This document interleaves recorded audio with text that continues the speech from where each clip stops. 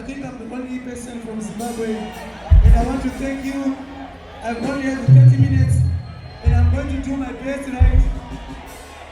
Please help me celebrate my first time to be in Vegan. Oh!